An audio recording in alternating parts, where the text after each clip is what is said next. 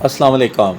हकीम अल्ताफ़ आपकी खिदमत में हाज़िर है। आज मैं आपको एक ऐसा तेल बताने जा रहा हूँ जिसके इस्तेमाल से आपके बाल लंबे, घने और स्याह हो जाएंगे, जड़ें मज़बूत होंगी। इसके बनाने का तरीका मैं आपको बताने जा रहा हूँ। आपने ये वीडियो पूरी देखनी है। बिल्कुल आम सी चीज़ें हैं जिनके इस्तेमाल से आप ये तेल तैयार करेंगे और आपके बाल जो हैं वो मज़बूत हो जाएंगे।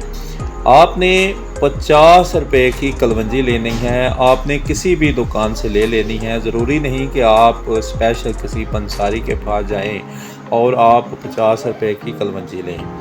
50 रुपए की कलवंजी के अलावा आपने 50 रुपए का मेथी दाना जो है ना वो लेना है, यानी मेथी आपने लेनी है। मेथी जो है वो भी 50 रुपए की होनी चाहिए। आपने ये दोनों चीज़ों को रख लेना है।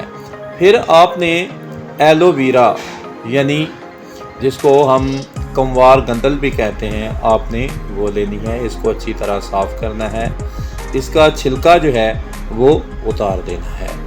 आप ये 2 दिन से भी फ्रिज में रख सकते हैं, कुछ दिनों से भी आप इसे फ्रिज में रख सकते हैं, या फ्रिज के बगैर भी आप इसे रख सकते हैं। ये खुश्क हो तो फिर भी ठीक है, लेकिन अगर ताज़ा हो तो इसका ज़्यादा फ़ायदा जो है ना वो आपका होगा। आपने एलोवेरा को बिल्कुल छोटे छोटे पीसों में आपने इसे काटना है और आपने इसका छिलका जो है ना वो आपने उतार देना है। ये 3 चीज़ें होगी। चौथी चीज़ जो आपने लेनी है वो आपने लेना है आम सा प्याज, जो आप घरों में इस्तेमाल करते हैं।